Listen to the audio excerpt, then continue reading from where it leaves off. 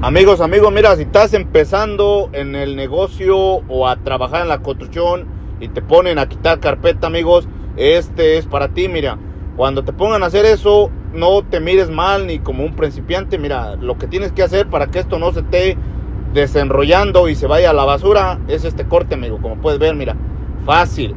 Así tu patrón o quien esté encargado o tú se va a ver profesional y va a estar muy agradecido con que sabes estas cosas. Estos detalles ayudan mucho, amigos, en la construcción. Es fácil, pero no muchos lo saben.